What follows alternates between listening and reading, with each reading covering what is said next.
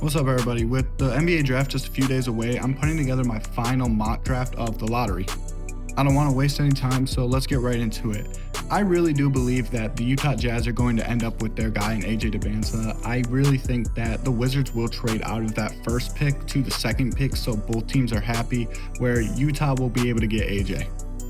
Let's be honest, there's not much about AJ that I can say that hasn't been said already by everybody else, but we know that he's an extreme talent with his ceiling being, no pun intended, through the roof. I really do like the fit of AJ next to players like Keyonte George. I think AJ will really be able to succeed early on in his NBA career with playing off the ball and not having a lot of ball handling duties on his plate. This does pose the obvious question of what do they do with Ace Bailey now? Is Ace Bailey someone that they see in their long-term future, or are they going to try to cash in on his value right now? I also anticipate that the Jazz are ready to move on from Lauri Markkanen, and AJ Dybantsa is a much better version of that, is this long, lengthy forward that can space the floor but is uber athletic. So with the number one pick, I have the Utah Jazz taking AJ Dybantsa.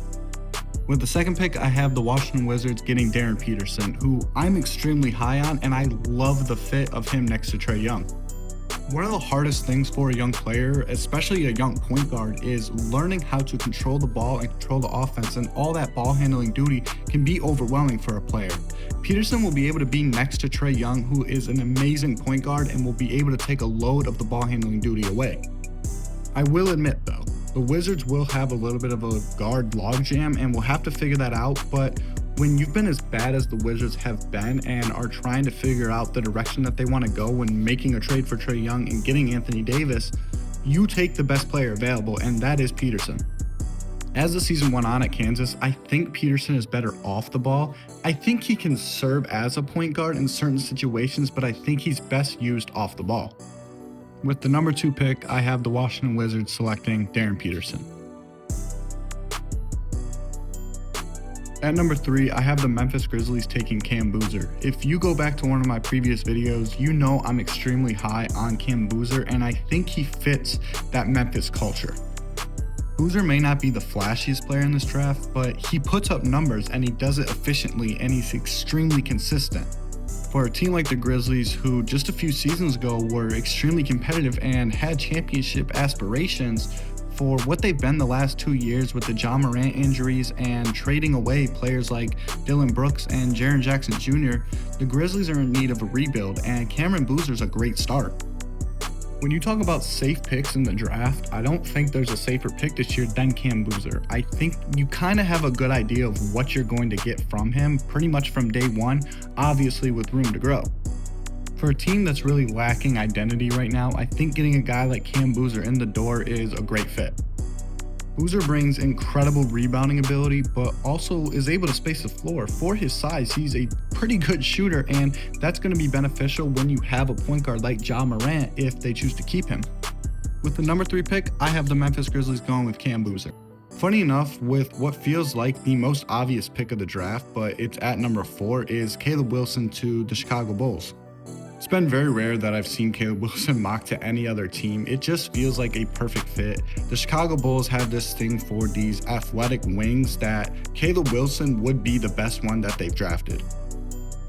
Outside of his physical abilities, I think what's so surprising about Wilson is his maturity level. And it's not surprising because of who he is as a person. It's just at his age, he's very, very mature for his age. And everything I hear from scouts and draft experts is they would love to draft him. If this wasn't this year's draft, he would likely be a number one type of player.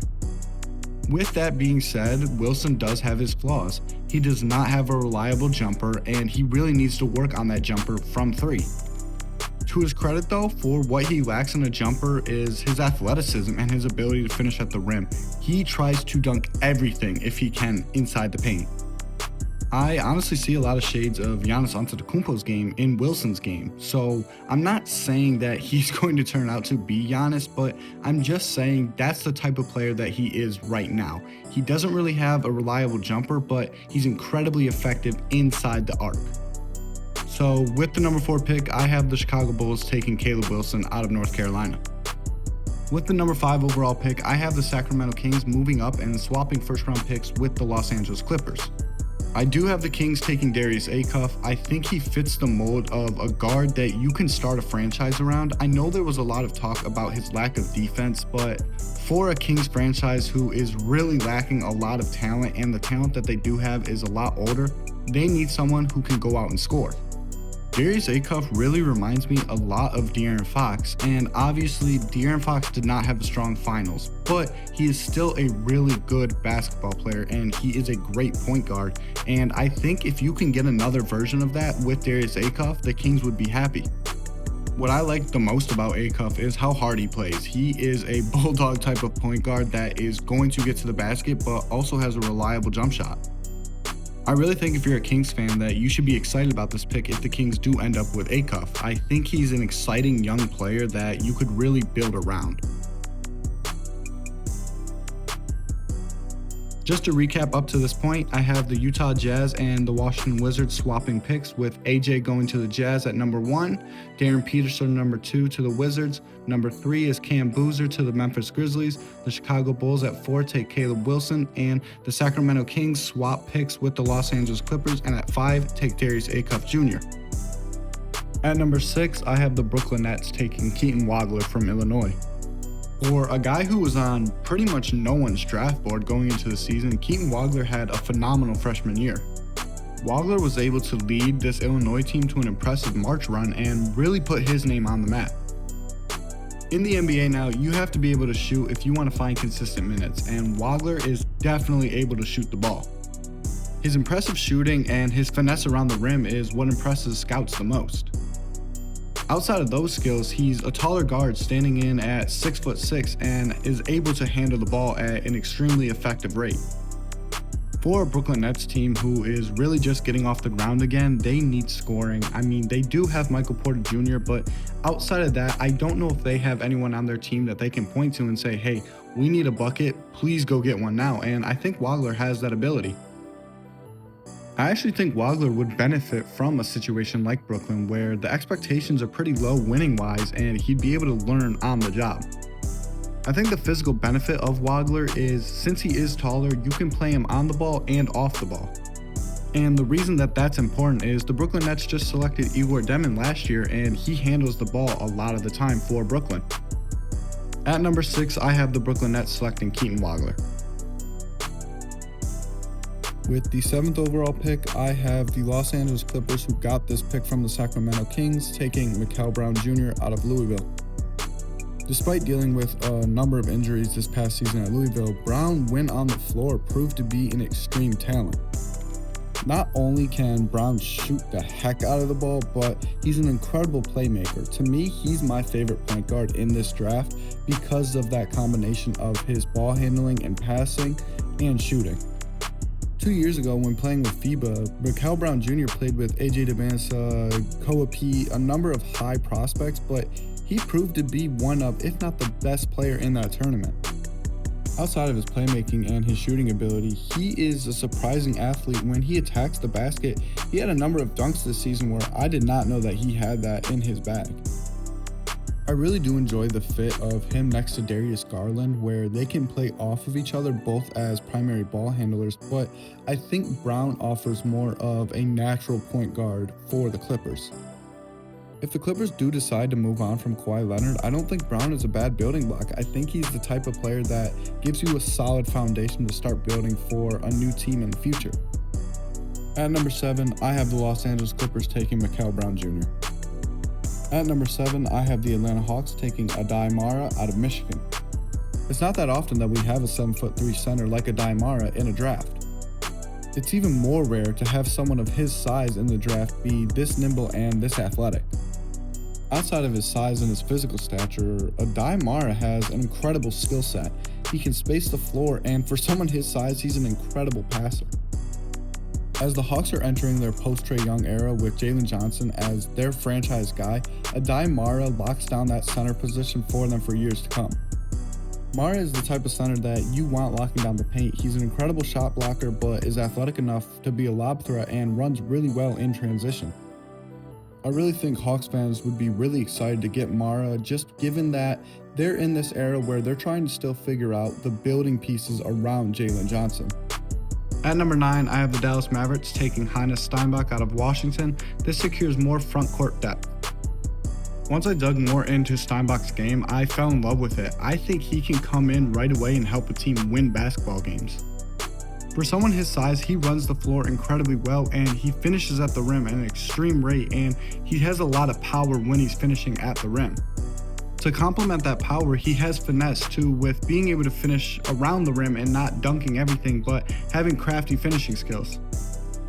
I really think Steinbach has the ability to become a starting NBA center and has the ability to help win meaningful basketball games later in his career when the Mavericks are competing in the playoffs. He's also a really good rebounder, and that's extremely important for a young team to establish that early on while they're rebuilding, like the Mavericks. His game reminds me a lot of Isaiah Hartenstein currently. He's not as strong as Isaiah Hartenstein, but he does have that ability to finish effectively at the rim and also set great screens and rebound the ball. At number 9, I have the Dallas Mavericks taking Heinz Steinbach.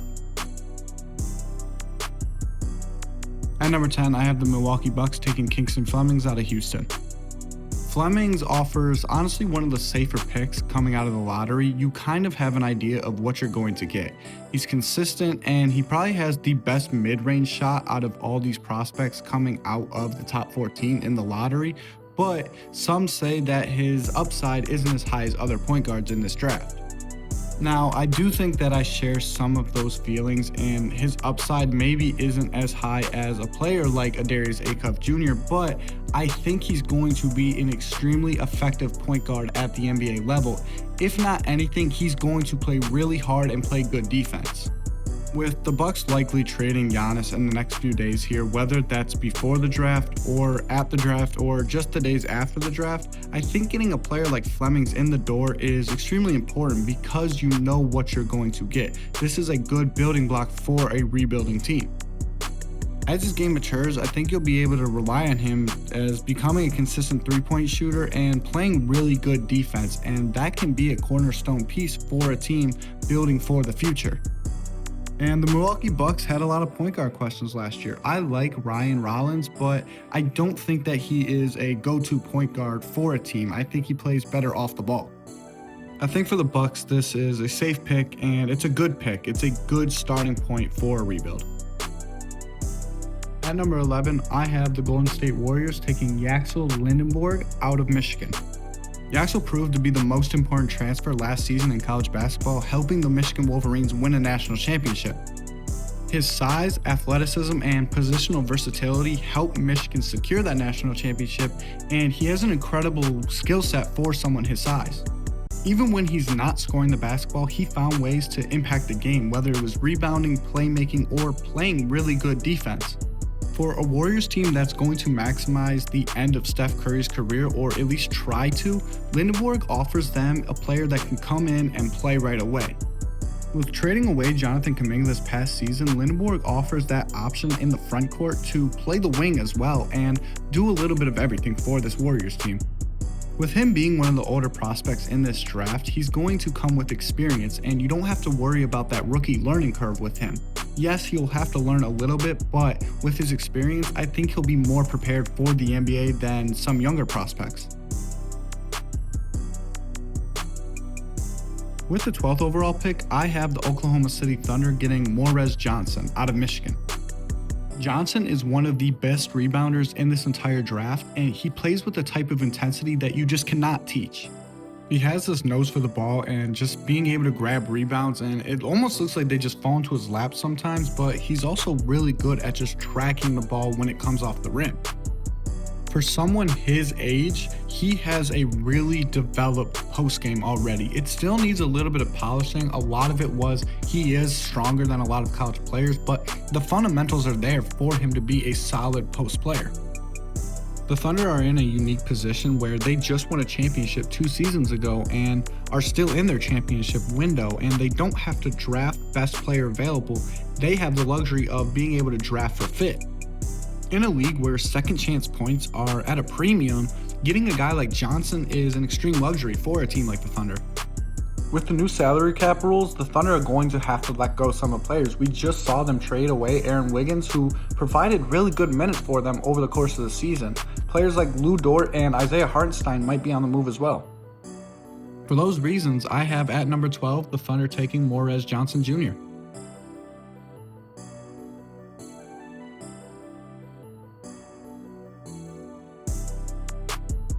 At number 13, I have the Miami Heat taking Dalen Swain out of Texas. There aren't many people in this world, in the basketball world, that scream Heat culture, but Dalen Swain is one of them. Swain plays with the type of intensity that, again, you just cannot teach that type of intensity, and he has a knack for the ball on defense. Even if it's not in the best position defensively, he is going to try extremely hard. And for a Miami Heat team that desperately needs guard play, this is a great fit for them.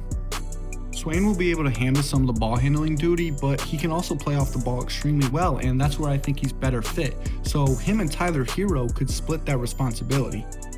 I also believe for a Miami Heat team that does have expectations to win games, but maybe their championship window just isn't right now, this allows Swain to learn on the job and play through those mistakes under a really great coach in Erik Spoelstra. His jump shot definitely needs work, and it's not ready for the NBA right now, but with the right shooting coach, it's there. The fundamentals are there, and he will just have to improve on it as time goes. With the 13th overall pick, I have the Miami Heat taking Dalen Swain. And rounding out the lottery with the 14th pick, I have the Charlotte Hornets taking Braden Burries out of Arizona. Burries offers a variety of talents for this Charlotte Hornets team, who finally seems to be making that leap into contending for making the playoffs. Burries played on a loaded Arizona team this past season, but still found his role early on for this team where, yes, some nights he had to score, some nights he had to play make, and some nights he just had to play good defense.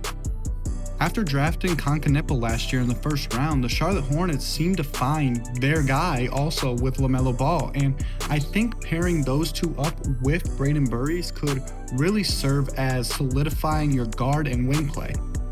With the number 14th overall pick, I have Braden Burries going to the Charlotte Hornets.